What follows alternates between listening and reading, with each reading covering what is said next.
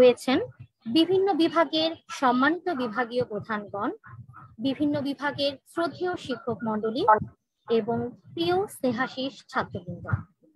সকলকে জানাচ্ছি সান্ধ্যকালীন শুভেচ্ছা। সভাপতি মহোদয়ের অনুমতি ক্রমে অনুষ্ঠানটি শুরু করতে চাচ্ছি। স্যার কি আছেন? অনুমতি দেওয়া হলো। ধন্যবাদ স্যার।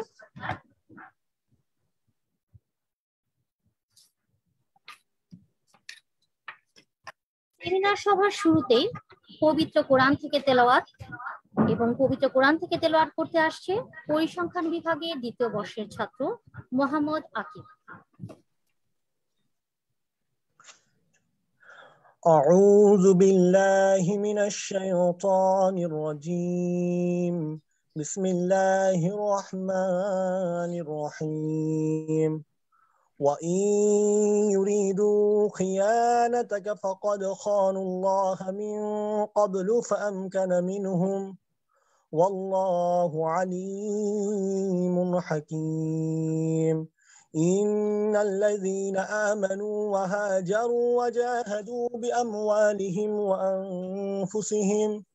وأنفسهم في سبيل الله والذين آووا ونصروا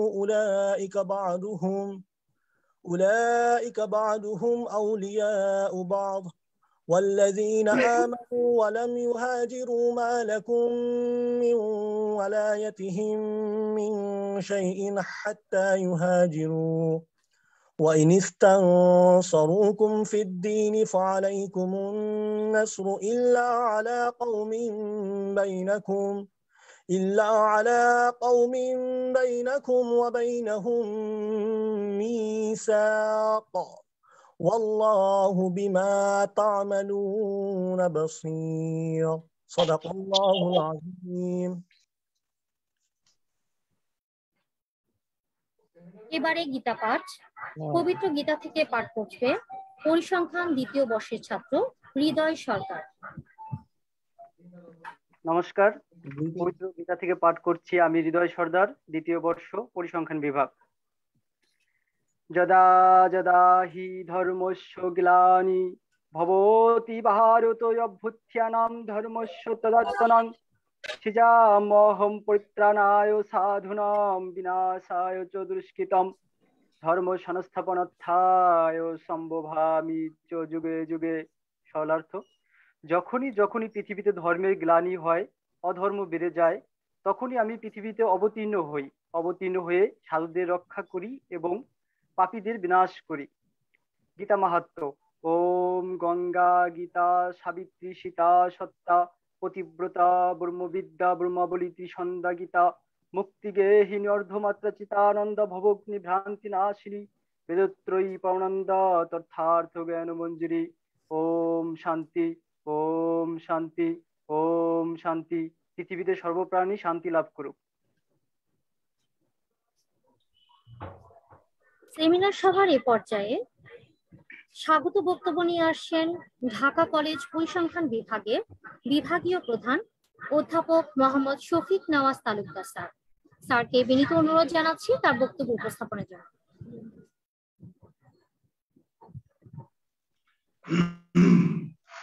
ধন্যবাদ। আজকের এই সেমিনারের সঞ্চালক তিথি দাস, পরিসংখ্যান বিভাগের প্রভাষক। আমাকে শোনা যাচ্ছে? জি স্যার, শোনা যাচ্ছে।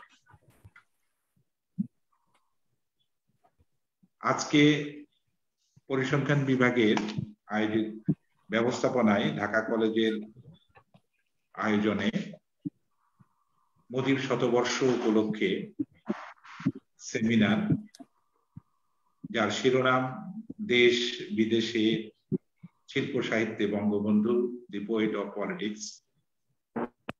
সেমিনারের মান্যবর সভাপতি ঢাকা কলেজের অধ্যক্ষ মহোদয়, অবশ্য তিনি উপস্থিত থাকতে পারেন নাই, সেই হিসেবে আমাদের অধ্যক্ষ স্যারই এর দায়িত্ব নিয়েছেন। মুখ্য আলোচক ঢাকা কলেজের মান্যবর উপাধ্যক্ষ professor ATM Moinul Hossain sir, Dhaka কলেজের শিক্ষক পরিষদের সম্পাদক ও ইতিহাস বিভাগের সহযোগী অধ্যাপক আব্দুল কুদ্দুস শিকদার। যুক্ত আছে পরিসংখ্যান বিভাগের সম্মানিত শিক্ষক মন্ডলী, আমার সহকর্মী এবং এই সেমিনারে যুক্ত অন্যান্য বিভাগের সকল সহকর্মী, আমার শিক্ষার্থী, সবাইকে অন্তরের অন্তঃস্থল থেকে কৃতজ্ঞতা ও ধন্যবাদ জানাচ্ছি। সবাইকে সালাম ও আদাব। আজকের সেমিনারের বিষয় বঙ্গবন্ধুকে নিয়ে দেশে এবং বিদেশে যে শিল্প সাহিত্য চর্চা চলছে এবং ক্রমাগতভাবে চলেই যাচ্ছে, সেটা সে বিষয়ে যিনি প্রবন্ধ উপস্থাপন করবেন তার প্রবন্ধের মাধ্যমে আমরা জানবো, শুনবো, বুঝবো, উপলব্ধি করার চেষ্টা করব। আমি বঙ্গবন্ধুর জীবনালক্ষ্য সম্পর্কে যতটুকু জানি, তার বিভিন্ন দিক, তার রাজনৈতিক দিক, তার সামাজিক দিক, তার সাহিত্য চর্চা, ধর্ম চর্চা সবকিছুই অনন্য। কিন্তু তার মাঝে এমন একটা জিনিস আমার কাছে খুবই ভালো লাগে, তিনি এত ব্যস্ততা, দেশের প্রেসিডেন্ট, দেশের প্রধানমন্ত্রী, উত্তাল মুক্তিযুদ্ধ, সমস্ত দেশে বিভিন্ন রকম ষড়যন্ত্র, সবকিছু মোকাবেলা করার পরেও তার একটা গুণ অসম্ভব ভালো লাগে আমাকে। তার যখন সেই ছবিগুলো দেখি, তিনি অত্যন্ত পারিবারিক মানুষ। তিনি ওই ব্যস্ততার মধ্যেই তার নাতি নাতনিকে কোলে নিচ্ছেন, তার নাতি নাতনিরা তার সঙ্গে খেলছেন, তিনি তার ছোট ছেলে শেখ রাসেলকে নিয়ে বিভিন্ন জায়গায় যাচ্ছেন। বিশ্বের বিভিন্ন রাজনীতিবিদ, বিভিন্ন রাষ্ট্রপ্রধান যারা আছে, তাদের খুব কম সংখ্যকের মধ্যেই বোধহয় এই গুণাবলী আছে যে বঙ্গবন্ধু একেবারেই খুবই সাদামাটা পারিবারিক যে জীবন তিনি অতিবাহিত করতেন। এই ছবিগুলো দেখে আমাকে সত্যি খুব মনের মধ্যে শ্রদ্ধা, আবেগ, ভালো লাগা সবকিছুই ছড়িয়ে যায়। আমরা আশা করব ভবিষ্যতে বঙ্গবন্ধুর আরো দিক, আরো অন্যান্য দিক, আরো সুন্দর সুন্দর বিষয়গুলো উঠে আসবে। সাথে এই তার পারিবারিক এই মায়াভরা যে অবস্থান, সেই অবস্থানটা সম্পর্কেও ভবিষ্যতে আরো লেখালেখি, আরো জানবো আমরা, আশা রাখি। প্রতিদিনই নতুন নতুন বিষয় জানা যাচ্ছে, নিশ্চয়ই আমরা সেই বিষয়গুলো জানবো। আশা রাখি ভবিষ্যতে এগুলো হবে। আমরা এই সেমিনারে কষ্ট করে আমাদের উপাধ্যক্ষ স্যার এই সন্ধ্যাবেলাতেও উপস্থিত আছেন, তার জন্য স্যারের প্রতি আমাদের কৃতজ্ঞতা। যারা যুক্ত হয়েছেন সবার প্রতি আমার কৃতজ্ঞতা, ধন্যবাদ। কষ্ট করে আমাদের সহকর্মীরা সেই সকাল থেকে এখন পর্যন্ত বিভাগে উপস্থিত, সবাইকেই বিভাগীয় প্রধান হিসেবে আমি আমার অন্তরের অন্তঃস্থল থেকে কৃতজ্ঞতা জানাচ্ছি। আশা করি সবাই আমাদের এই সেমিনার উপভোগ করবেন। ধন্যবাদ সবাইকে। শুভ সন্ধ্যা।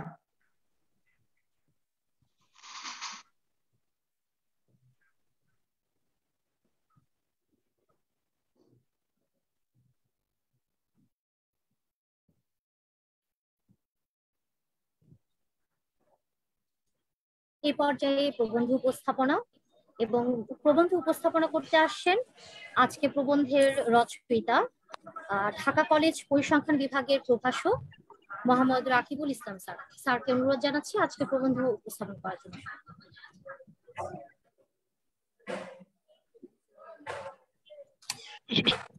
বিসমিল্লাহির রহমানির রহিম। পরিসংখ্যান বিভাগের ব্যবস্থাপনায় ঢাকা কলেজ কর্তৃক আয়োজিত আজকের ওয়েবিনারের সম্মানিত সভাপতি মাননীয় অধ্যাপক আইকে সেলিমুল্লাহ খন্দকার স্যার, অধ্যক্ষ ঢাকা কলেজ। মুখ্য আলোচক হিসেবে উপস্থিত আছেন অধ্যাপক এটিএম মইনুল হোসেন স্যার, উপাধ্যক্ষ ঢাকা কলেজ। আলোচক হিসেবে আমাদের মধ্যে যুক্ত হয়েছেন ডক্টর মোহাম্মদ আব্দুল কুদ্দুস শিকদার স্যার, সাধারণ সম্পাদক।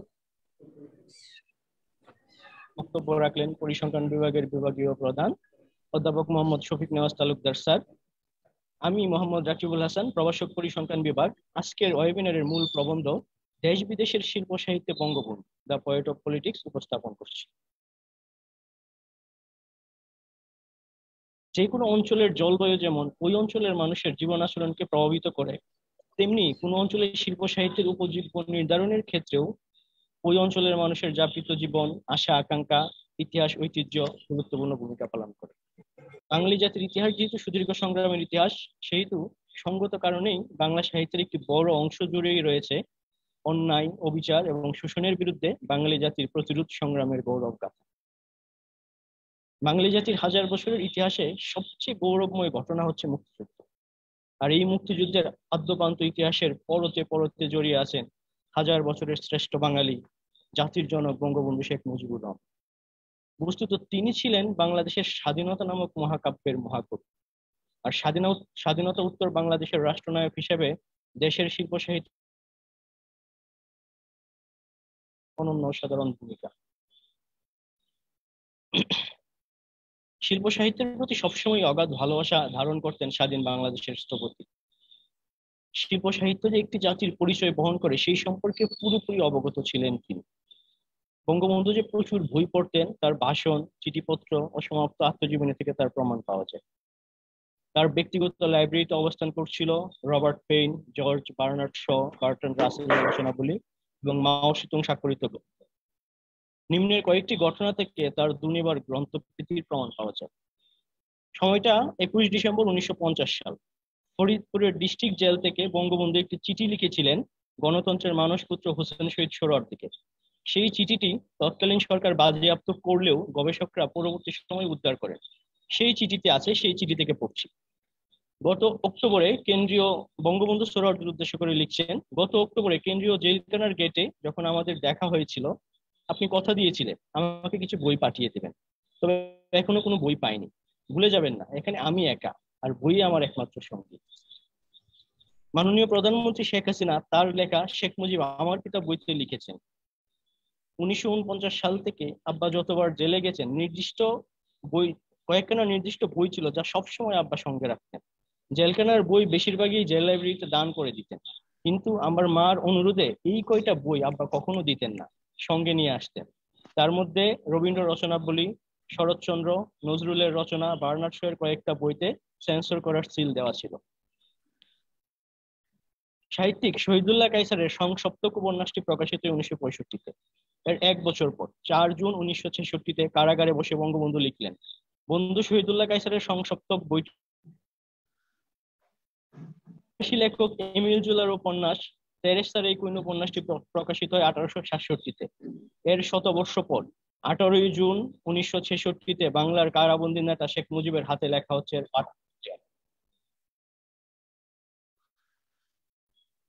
এমিল জোলার লেখার তেরেসা কুইন পড়ছিলাম। সুন্দরভাবে ফুটিয়ে তুলেছেন তিনটা চরিত্র জোলা তার লেখার ভিতর দিয়ে।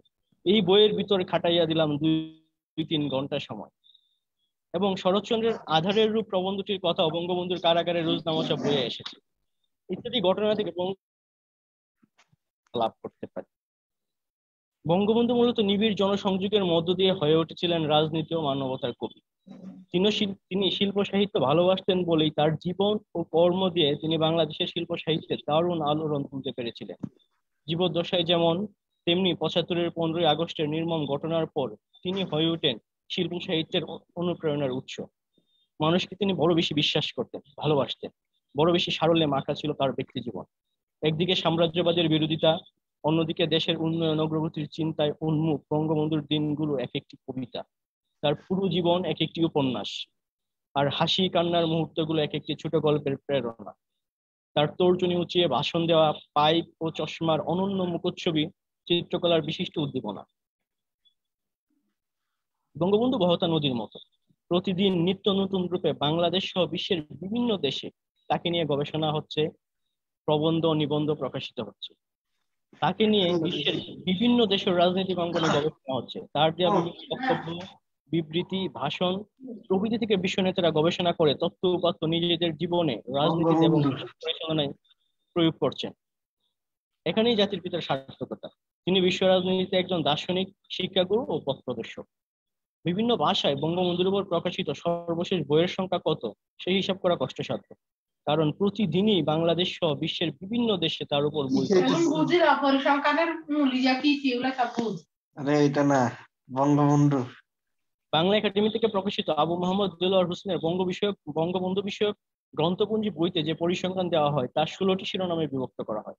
এর মধ্যে ভাষা আন্দোলন ও বঙ্গবন্ধু বিষয়ক বই প্রকাশ পেয়েছে 9টি, আগরতলা মামলা ও 69-এর গণ অভ্যুত্থান বিষয়ে 7টি, মুক্তিযুদ্ধ ও বঙ্গবন্ধু বিষয়ে 117টি, রাজনীতি, প্রশাসন ও পররাষ্ট্র নীতি বিষয়ক 173টি, স্মৃতিচারণমূলক গ্রন্থ 32টি, আলোকচিত্র ও দলিলপত্র বিষয়ে 126টি, প্রবন্ধ নিবন্ধ বিষয়ে 104টি, গল্প ও উপন্যাস বিষয়ে 198টি, জীবনী গ্রন্থ 151টি, শিশুতোষ গ্রন্থ 78টি, বঙ্গবন্ধু বিরোধীদের দৃষ্টিতে বঙ্গবন্ধু বিষয়ে 14টি, বঙ্গবন্ধুকে নিয়ে লেখা যাত্রা, নাটক, সঙ্গীত, গীতি, আলোক্য গ্রন্থ 11টি, বঙ্গবন্ধু হত্যাকাণ্ড বিষয়ক গ্রন্থ 81টি, মূল্যায়নধর্মী গ্রন্থ 55টি এবং দেশি বিদেশি লেখকদের লেখা ইংরেজি ভাষায় প্রকাশিত গ্রন্থ 67টি।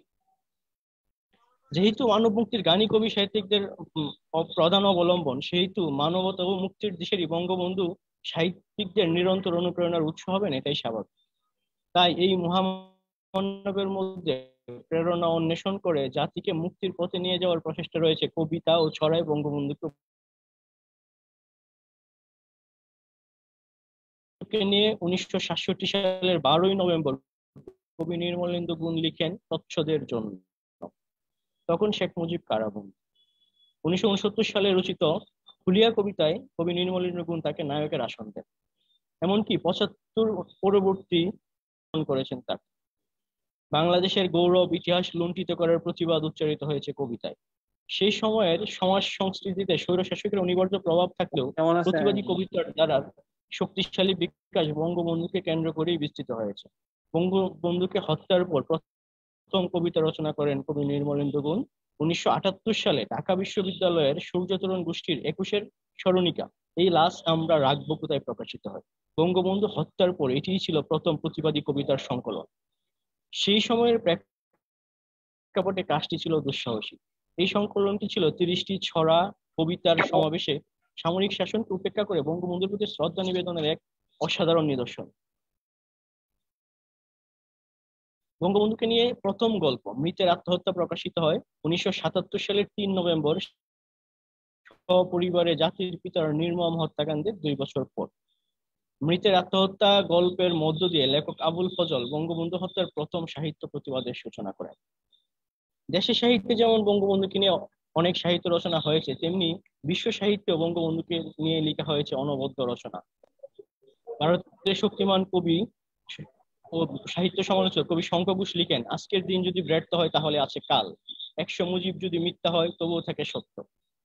বাংলাদেশি বংশোদ্ভূত অস্ট্রেলিয়ান সাহিত্যিক আবিদ খানের বাংলাদেশ ও মুক্তিযুদ্ধ বিষয়ক উপন্যাস সিজনাল অ্যাডজাস্টমেন্ট বেশ আলোচিত। এই উপন্যাসে তরতর করে উঠে এসেছে বঙ্গবন্ধুর চেনা অচেনা, জানা অজানা নানা বিষয়। উল্লেখ্য, এই উপন্যাসটি 1995 সালে কমনওয়েলথ লেখক পুরস্কার পায়। 1971 সালের 7 মার্চের অনবদ্য ভাষণের কারণে নিউ ইয়র্কের নিউজউইক ম্যাগাজিনের মূল্যায়নে বঙ্গবন্ধু হয়ে ওঠেন পৃথিবীর প্রথম পোয়েট অফ পলিটিক্স। বাঙালির ইতিহাসে তিনি একমাত্র রাজনৈতিক ব্যক্তিত্ব যাকে নিয়ে বাংলা সাহিত্যের পাশাপাশি বিশ্ব সাহিত্যেও সৃষ্টি হয়েছে সাহিত্যকর্ম। বিশ্ব সাহিত্যে বঙ্গবন্ধুকে উপস্থাপন করা হয়েছে খুব নান্দনিকভাবে। America, Bosnia, Japan, Germany, Britain ইত্যাদি দেশের কবিগণ বঙ্গবন্ধুকে তাদের কবিতায় তুলে ধরেছেন।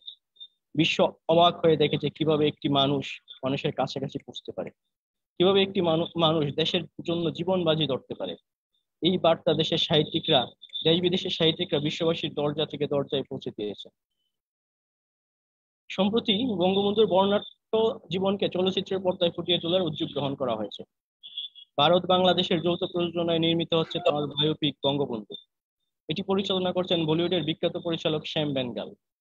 উল্লেখ্য যে এই চলচ্চিত্রের ঐতিহাসিক 7 মার্চের ভাষণের দৃশ্যের চিত্রায়ন হয়েছে ঐতিহ্যবাহী বিদ্যাপীঠ ঢাকা কলেজের খেলার মাঠে। এই ছবির বাইরে বঙ্গবন্ধু হত্যাকাণ্ড নিয়ে নির্মিত হচ্ছে 570 নামের একটি চলচ্চিত্র।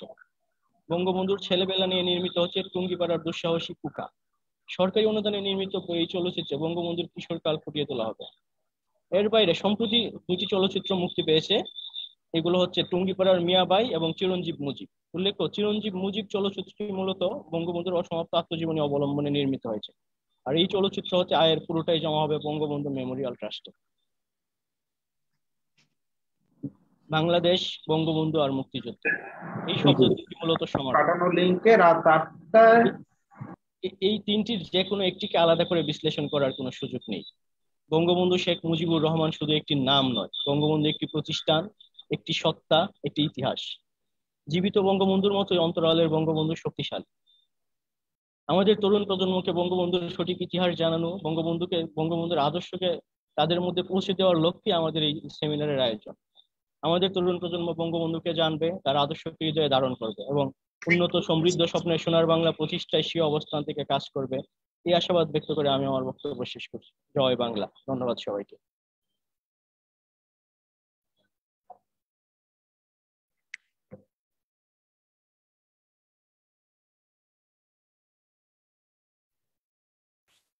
ধন্যবাদ জানাচ্ছি স্যারকে তার প্রবন্ধ উপস্থাপনার জন্য। স্বাধীনতার 50 বছরে এসে অর্থনৈতিক প্রবৃদ্ধি, স্বাস্থ্য, শিক্ষা, নারীর ক্ষমতায়ন, মাথাপিছু আয় বৃদ্ধি সহ আর্থসামাজিক প্রতিটি সূচকে যেমন এগিয়েছে বাংলাদেশ, তেমনি এগিয়েছে শিল্প সাহিত্যে। বঙ্গবন্ধুর স্বপ্নের সোনার বাংলা গড়াতে আমরা এগিয়ে যাচ্ছি ধাপে ধাপে। এ পর্যায়ে প্রবন্ধের উপর আলোচনার পালা এবং আলোচনা উপস্থাপন করতে আসেন ঢাকা কলেজ শিক্ষক পরিষদের সাধারণ সম্পাদক ডক্টর মোহাম্মদ আব্দুল কুদ্দুস শিকদার স্যার। স্যারকে বিনীত অনুরোধ জানাচ্ছি তার আলোচনা উপস্থাপনের জন্য।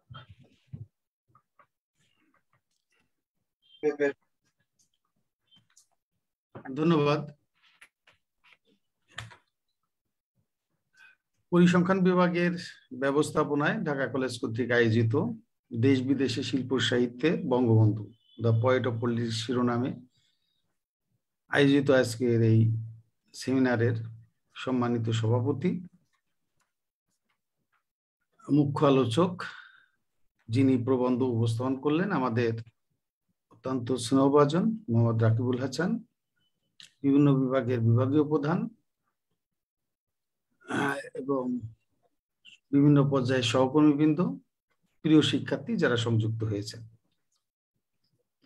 আমাদের অধ্যক্ষ স্যার আজকে সংযুক্ত হতে পারেননি, তো আমাদের সম্মানিত উপাধ্যক্ষ মহোদয় অধ্যাপক এটিএম মইনুল হোসেন স্যার, উনি আজকে সভাপতি, স্যারই মুখ্য আলোচক। স্যারকে ধন্যবাদ জানাই যে এই প্রবন্ধ পাঠ অধিবেশনে এই গুরুদায়িত্বটি গ্রহণ করার জন্য। তো যাই হোক, শিরোনামটি খুব চমৎকার একটি শিরোনাম।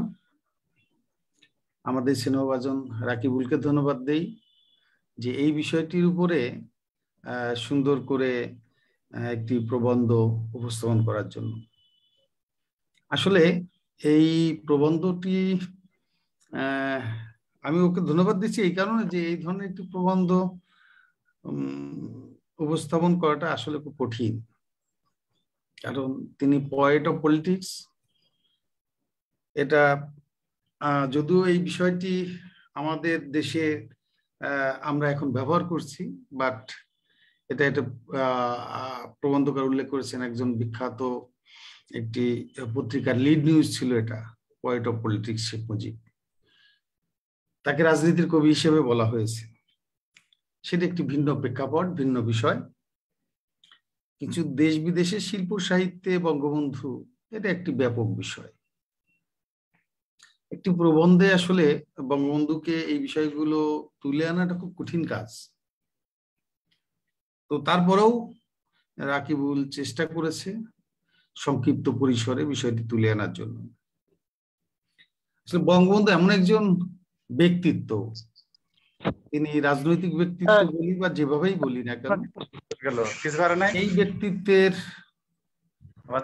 শিল্প সাহিত্যে তার উপস্থিতি এতটাই ব্যাপক, কালকে অনুমতি দিচ্ছে।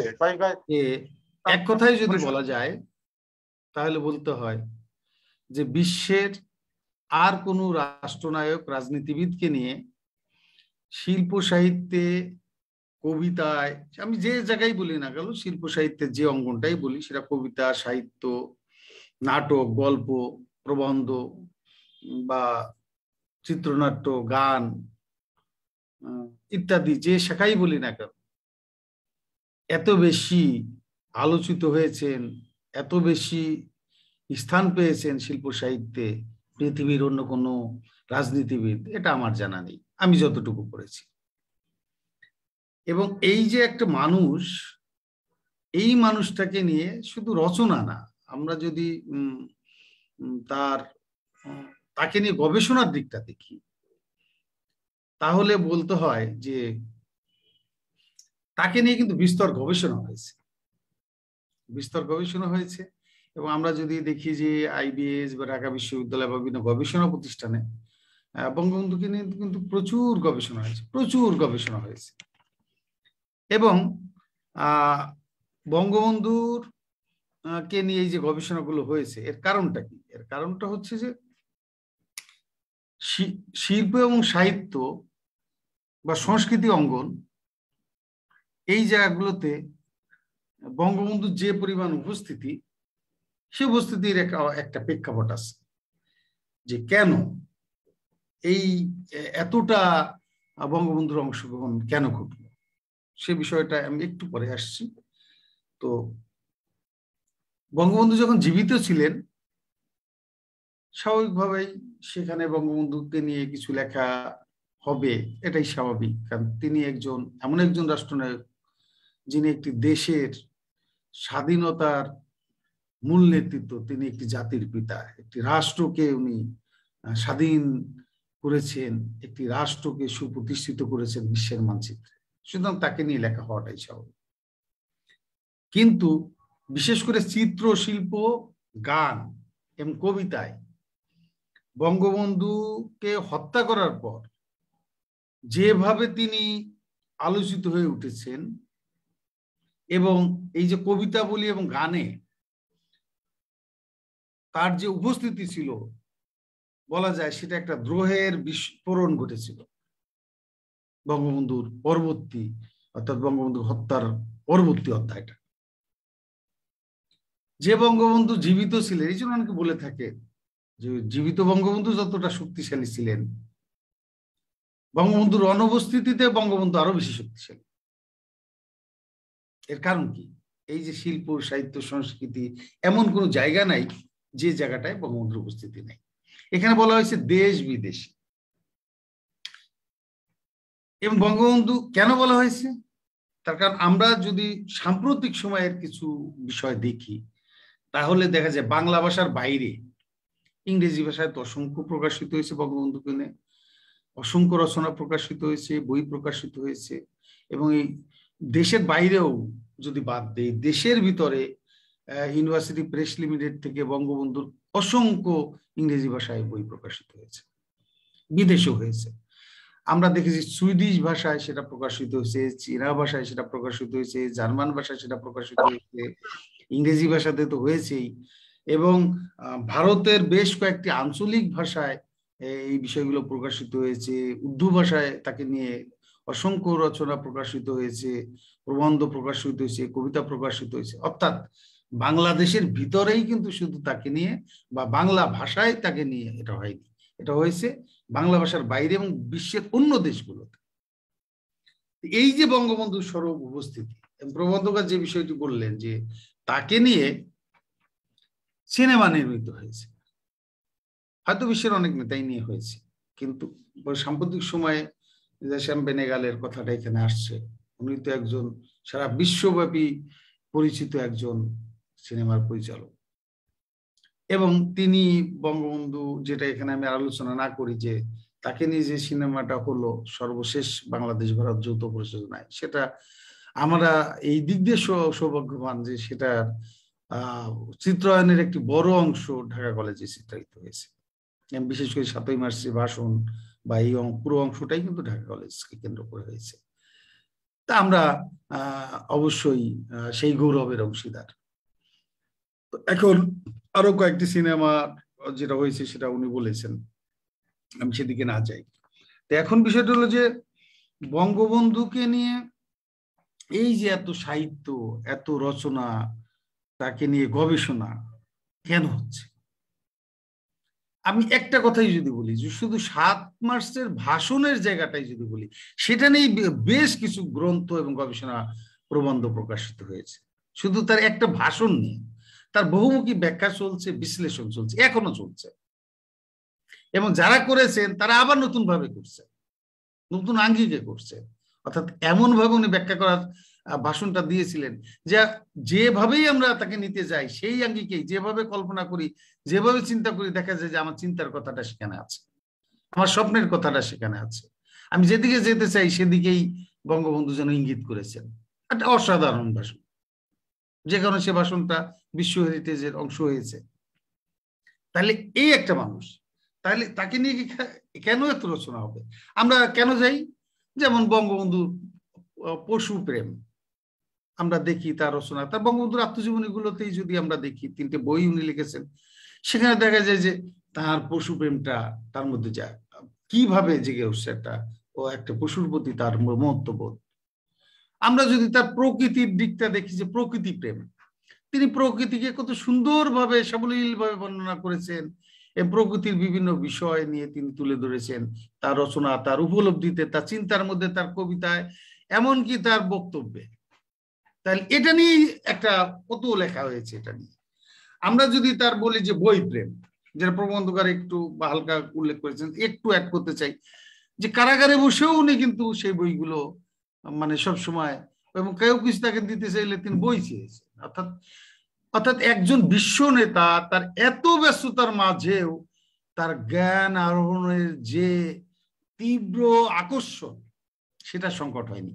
এই যে আমাদের যারা শিক্ষার্থী আছে বা আমরা যারা সহকর্মীরা এখানে যুক্ত হয়েছি, তাদের কিন্তু বিষয়টি ভাবার বিষয় যে এরকম একজন ব্যস্ত রাষ্ট্রনায়ক, তিনি জ্ঞান অর্জনের জায়গাটাকে সামান্য সময় পেলেই সর্বাধিক গুরুত্ব দিয়েছেন। শিক্ষার্থীদেরকে এই জায়গা থেকে বুঝতে হবে যে এরকম একজন রাষ্ট্রনায়ক তার এত ব্যস্ততার মাঝেও উনি কিন্তু সেই বই পড়া, জ্ঞান আহরণ করা উনি ভুলেননি। উনি ভ্রমণের প্রতি উনার তীব্র আকর্ষণ ছিল। আমরা অনেকেই যাই, দেখি, দূরে ছবি তুলে হয়তো চলে আসি, কিন্তু বঙ্গবন্ধু, আমরা যদি তার চীনের যে ভ্রমণ লিপিটা আমার দেখা নয় চীন আমরা যদি দেখি, তিনি ওখানে গিয়েছেন, শ্রমিকদের জীবন কেমন, তাদের কৃষি ব্যবস্থা কেমন, উনি দেখছেন, অভিভূত হচ্ছেন, তাদের সাথে শেয়ার করছেন। অর্থাৎ উনি কিন্তু ওখানে শুধু ঘুরতে যাননি, উনি গেছেন বিশ্ব শান্তি সম্মেলনে, বাট ওখানে যে তিনি কৃষকের জীবন, শ্রমিকের জীবন, ওর ব্যবস্থা কি, উনি ওই দিকে ঢুকে গেছেন।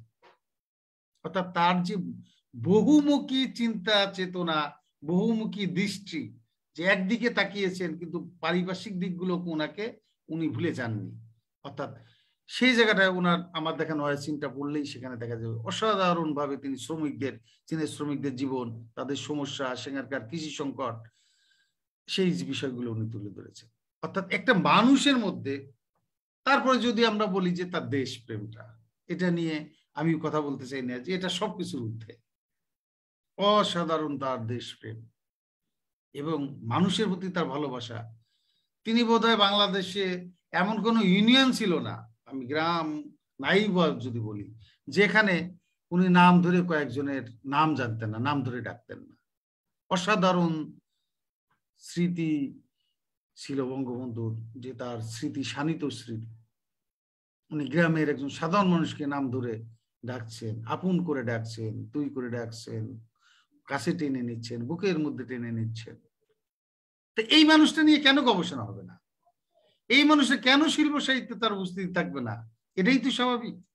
এবং মানবতাবাদের কথা যদি বলি, তার মধ্যে যে মানবিক গুণাবলী ছিল, আমি একটা লেখায় লিখেছিলাম শিক্ষকের মর্যাদা রক্ষায় বঙ্গবন্ধু, এটা সম্ভবত একটা পত্রিকাতে, ডেইলি পত্রিকাতে বের হয়েছিল। সেখানে আমি দেখিয়েছি ছাত্র জীবন থেকেই একজন শিক্ষককে কিভাবে সম্মান করতে হয়। উনি কিন্তু তখনও রাজনীতিবিদ হয়ে ওঠেননি, তখনও কিন্তু রাষ্ট্রনায়ক হয়ে ওঠেননি। ওনার ছাত্র জীবন থেকে একজন শিক্ষকের প্রতি তার যে মর্যাদার জায়গাটা, অসংখ্য বেশ কিছু উদাহরণ আমি সে লেখায় দিয়েছিলাম যে সেই কাজটা করেছিলেন। তো এই মানুষকে শিক্ষকের মর্যাদা নিয়েই তো আমাদের এই সমাজে যখন শিক্ষককে নানাভাবে নিগৃহীত করা হচ্ছে, অপমানিত করা হচ্ছে, তাকে অমর্যাদা করা হচ্ছে, সেই জায়গায় বঙ্গবন্ধু ছিলেন ঠিক তার বিপরীত স্রোতের একজন মানুষ। উনি শিক্ষককে সর্বোচ্চ সম্মান দিচ্ছেন। এই যে একটা মানুষ, তাকে নিয়ে কোন দিকটা নাই যে দিকটা নিয়ে তাকে আমি আলোচনায় আনতে পারি? প্রতিটি দিক আছে। সাম্প্রদায়িক অসাম্প্রদায়িক চেতনার জায়গাটা, তাকে নিয়ে অনেক লেখা হয়েছে। আমি এর আগে একটা আলোচনাতে বলেছিলাম যে ভবতোষ দত্ত ভারতের একজন বিখ্যাত অর্থনীতিবিদ ছিলেন। কলকাতাতে যখন সাম্প্রদায়িক দাঙ্গা হচ্ছে, ওই সময় দেখা গেল যে ওখানে উনি মুসলিম প্রধান এলাকায় বঙ্গবন্ধু তখন ছিলেন 1946 সালে। ওখানে যখন সাম্প্রদায়িক দাঙ্গা হচ্ছে, ওখানকার হিন্দুদেরকে উনি রাস্তা পার করে নিরাপদে যে জায়গাটায় আছে ওই জায়গাটা পার করে দিচ্ছেন সাম্প্রদায়িক দাঙ্গার সময়। অর্থাৎ তার অসাম্প্রদায়িক চেতনা। আমরা ঠিক বিপরীত 1964 সালের এই পূর্ববঙ্গের যে সাম্প্রদায়িক দাঙ্গাটা হয় সেটা যদি দেখি, সেটা পরবর্তীতে বাঙালি বিহারি দাঙ্গা হয়েছে, হিন্দু মুসলমান দাঙ্গাও দুটোই একসঙ্গে ছিল। উনি দাঙ্গা প্রতিরোধের চেষ্টা করেছেন। অর্থাৎ তার মধ্যে যে মানবিক গুণ সম্পন্ন অসাম্প্রদায়িক চেতনা ছিল সেই জায়গাগুলো তার ছিল। সর্বোপরি যদি আমি আসি ভাষা আন্দোলন, মাতৃভাষার প্রতি তার আকর্ষণ। 1947 সালে পাকিস্তান রাষ্ট্র আলাদা হলো, ভারতবর্ষ আলাদা হলো। পাকিস্তান রাষ্ট্র 47 সালে প্রতিষ্ঠিত হওয়ার পর থেকেই 47 সালের আগস্টেই পাকিস্তান রাষ্ট্র প্রতিষ্ঠিত হলো। তারপরে দেখা গেল যে সেপ্টেম্বর থেকেই ভাষার প্রতি একটা আমাদের মর্যাদার জায়গা প্রতিষ্ঠার একটা লড়াই শুরু হয়ে গেল। এবং বঙ্গবন্ধু তিনি একমাত্র বিশ্বনেতা যিনি একটি রাষ্ট্র প্রতিষ্ঠার আগে সেই রাষ্ট্রের ভাষা কি হবে সেই ভাষাটাকে প্রতিষ্ঠিত করতে পেরেছিলেন, সে ভাষার মর্যাদা রক্ষা করতে পেরেছিলেন। এবং উনি সে একটি দেশ স্বাধীন হবে, সেই দেশ স্বাধীনতার আগে সেই রাষ্ট্রের নাম কি হবে বাংলাদেশ, সেটা উনি 69 সালে বাংলাদেশের নামকরণ করেছিলেন, বাংলাদেশ পূর্ববঙ্গের নামকরণ করেছিলেন। অর্থাৎ তিনি তার মাতৃভাষার প্রতি কি প্রেম, যে ভবিষ্যতে ওনার স্বপ্নের মধ্যে ছিল একটা স্বাধীন সার্বভৌম বাংলাদেশ। যে কারণে স্বাধীনতার আগেই উনি সার্বভৌম একটি রাষ্ট্র এবং সেই রাষ্ট্রের ভাষাকে উনি নির্ধারণ করেছিলেন। তা আমি কোন দিকে যাব? যেদিকে আমি বলতে যাই সেদিকেই বঙ্গবন্ধু। সুতরাং এই ধরনের একটা মানুষ নিয়ে অসংখ্য সাহিত্য রচিত হবে, তাকে নিয়ে গান কবিতা স্থান পাবে। এই ধরনের জাতীয়তাবাদী নেতাকে নিয়ে বিশ্বে সাহিত্য রচিত হবে, গল্পে, সিনেমায়, নাটকে সেই মানুষটার উপস্থিতি থাকবে, সেটাই স্বাভাবিক। এবং তাই হয়েছে। বাংলাদেশে যেমন তার সাহিত্য অঙ্গনকে তিনি সমৃদ্ধ করেছেন, বিশ্ব সাহিত্যের অন্যতম উপাদান কিন্তু বঙ্গবন্ধু। এটা একজন বাঙালি হিসাবে আমরা নিঃসন্দেহে গর্ববোধ করি যে আমার দেশের, আমার রাষ্ট্রনায়ক, আমার জাতির পিতা, তাকে নিয়ে বিশ্ব সাহিত্য তাকে সমৃদ্ধ করছে, বিশ্ব সাহিত্যে তিনি স্থান পাচ্ছেন। বই, গ্রন্থ, সিনেমায় তাকে নিয়ে তার চরিত্রের অংশ বিশেষ নিয়ে সাহিত্য সৃষ্টি হচ্ছে। এটা একটি অসাধারণ ঘটনা। বাঙালি হিসাবে আমরা অবশ্যই গর্ববোধ করি এবং পরিসংখ্যান ডিপার্টমেন্টকে আমি আবারও ধন্যবাদ দেই এই সুন্দর একটি বিষয় আলোচনায় তুলে আনার জন্য। এবং বাঙালি জাতির অবিসংবাদিত নেতা, জাতির পিতা বঙ্গবন্ধু যে সাহিত্য সংস্কৃতিতে বিশ্বব্যাপী তার যে একটু অবস্থান তৈরি হয়েছে, এই অবস্থানটা এই প্রবন্ধ পাঠের মধ্য দিয়ে আমাদের আজকের যে প্রজন্ম যারা শিক্ষার্থী সংযুক্ত হয়েছে তারা বিষয়টি বুঝতে পারবে। সুতরাং আমি আজকে যারা এখানে স্টুডেন্ট সংযুক্ত হয়েছে তাদের প্রতি আমি আহ্বান জানাবো যে জাতির পিতাকে, একটি রাষ্ট্রের প্রতিষ্ঠাতাকে, যার অসাম্প্রদায়িক চেতনা আমাদেরকে এই অঞ্চলের যে অসাম্প্রদায়িক চেতনাকে তিনি ধারণ করেছিলেন, সেই বঙ্গবন্ধুকে তোমাদের অবশ্যই জানতে হবে, অনেক বেশি জানতে হবে। যাকে নিয়ে বিশ্বব্যাপী গবেষণা হচ্ছে, একজন বাঙালি হিসাবে তাকে জানা এবং তাকে নিয়ে অনেক বেশি স্টাডি করা এটা আমাদের দায়িত্ব। তা না হলে একজন উত্তরাধিকার হিসাবে আমরা যে ঋণই রয়ে গেলাম সেই ঋণ থেকে আমরা মুক্ত হতে পারবো না। ধন্যবাদ সবাইকে। ধন্যবাদ জানাচ্ছি স্যারকে তার গঠনমূলক আলোচনার জন্য। মানবপ্রেমী বঙ্গবন্ধু চেয়েছিলেন শিল্প সাহিত্যে সাধারণ মানুষের জীবনধারার বহিঃপ্রকাশ। বঙ্গবন্ধুর মতে শিল্প সাহিত্যে ফুটিয়ে তুলতে হবে এদেশের দুঃখী মানুষের আনন্দ বেদনার কথা, সাহিত্য শিল্পকে কাজে লাগাতে হবে তাদের কল্যাণে। সেমিনারের এ পর্যায়ে প্রবন্ধের উপর আলোচনার জন্য আহ্বান জানাচ্ছি আমাদের ঢাকা কলেজের সম্মানিত উপাধ্যক্ষ মহোদয় অধ্যাপক এটিএম মইনুল হোসেন স্যারকে। স্যারকে বিনীত অনুরোধ জানাচ্ছি তার আলোচনা উপস্থাপনের জন্য। পরিসংখ্যান বিভাগের ব্যবস্থাপনায় ঢাকা কলেজ কর্তৃক আয়োজিত দেশ বিদেশের শিল্প সাহিত্যিক Bangabandhu the poet of politics শীর্ষক ওয়েবিনারে প্রবন্ধ উপস্থাপক মোহাম্মদ রকিবুল হাসান, প্রভাষক স্ট্যাটিস্টিক্স, আমাদের যিনি স্বাগত জানিয়েছেন ঢাকা কলেজের পরিসংখ্যান বিভাগের বিভাগীয় প্রধান প্রফেসর মোহাম্মদ শফিক নওয়াজ তালুকদার,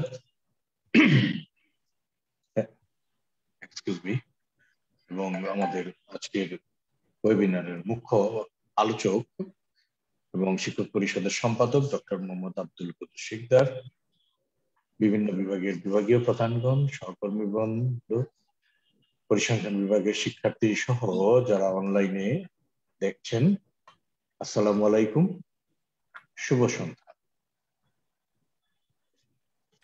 আমি ডক্টর মোহাম্মদ আব্দুল কুদ্দুস শিকদারের সাথে একমত যে এই যে হেডিং দেশ বিদেশের শিল্প সাহিত্যের Bangabandhu the poet of politics, এটা একটা বড় বিস্তৃত ক্যানভাস। মোহাম্মদ রকিবুল হাসান এই বিস্তৃত ক্যানভাসকে এটা ছোট পরিসরে আবদ্ধ করার জন্য যে প্রচেষ্টা চালিয়েছেন সেজন্য তাকে অবশ্যই ধন্যবাদ প্রদান করা উচিত, কারণ তিনি এই দুরূহ কর্মটি করার যথাসাধ্য চেষ্টা করেছেন। শিল্প সাহিত্য শব্দটা একটা বিশাল বিষয়। এই বিশালতা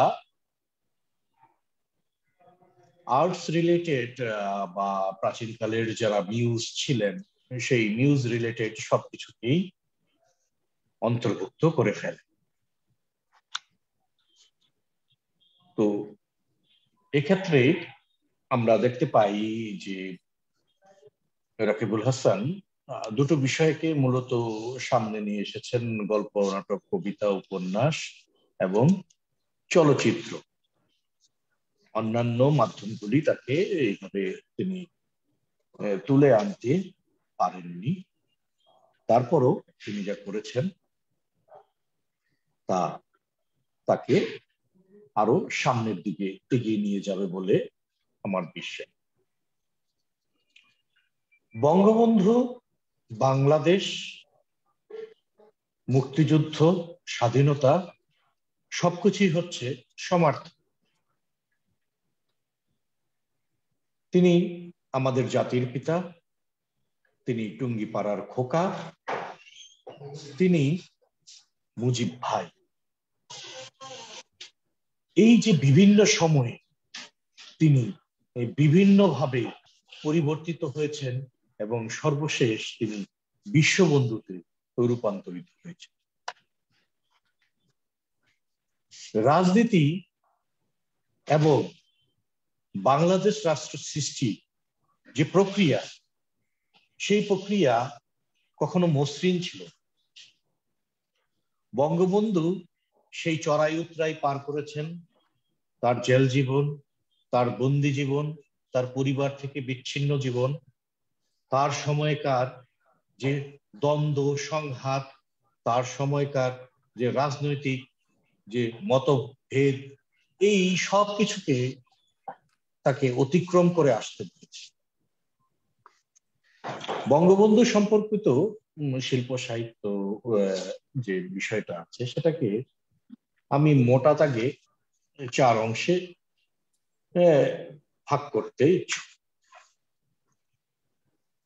প্রথমটা হচ্ছে তার যে রাজনৈতিক জীবনের যখন শুরু কলকাতা, তখন থেকে আরম্ভ করে স্বাধীনতার পূর্ব পর্যন্ত,